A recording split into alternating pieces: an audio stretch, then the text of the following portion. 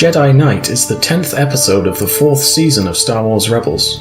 During the episode, Ezra leads the mission to rescue Hera on Lothal, while Grand Admiral Thrawn and Governor Pryce interrogate her. During his meditation, Kanan understands that he must sacrifice himself, and he performs a ceremony to purify himself and become Caleb Dume once again, leaving the identity of Kanan Jarrus behind. In order to remain undetected while heading towards the city, Phoenix Squadron makes gliders in the appearance of Lothbats, with Ezra, Kanan and Sabine riding them across the fields of the planet. At the same time, Tarkin informs Thrawn that Imperial resources are being diverted to the Stardust Project, the codename for the Death Star, led by director Orson Krennic. This means that Thrawn's development of the TIE Defender is put at risk, leading the Grand Admiral to arrange a meeting with the Emperor to discuss these changes personally. The glider team soon arrives in the city and infiltrates the Central Dome, where Governor Pryce uses an interrogation droid to inject Hera with a truth serum.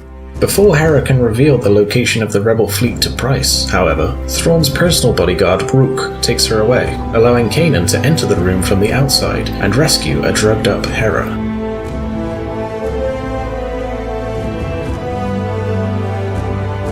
While Rook pursues Kanan and Hera as they scale the dome, Ezra and Sabine steal an Imperial gunship in order to evac the rest of the team from the city. Rook and his stormtroopers attack the Jedi and the Twi'lek atop the dome, but the two are able to escape on one of the gliders and head towards the fuel depot. On the ground, Pryce sends more forces after them, while Sabine pilots the stolen gunship to pick them up on one of the fuel pods.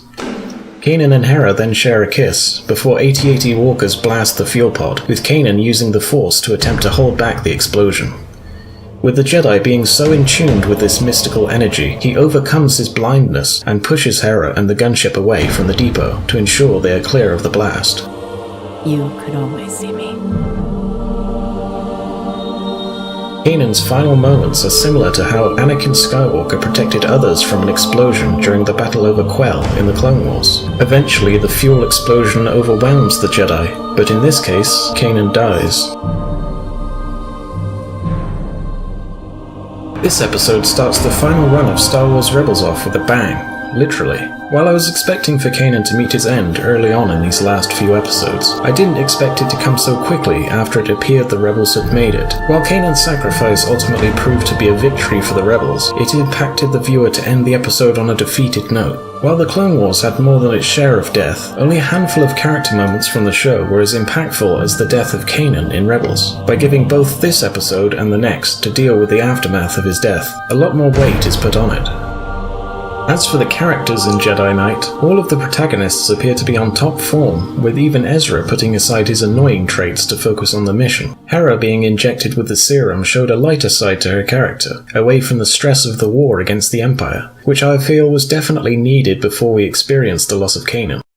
Governor Pryce, on the other hand, relished torturing Hera, and showed a far less restrained side to herself than we have seen so far. It is clear that all she wants now is to destroy the Rebels, and this is at odds with Thrawn's desire for an ultimate strategic victory, which could be her undoing. Overall, Jedi Night is one of the better episodes of the series, and serves as one final adventure with Phoenix Squadron before things get darker and stranger for the Rebels.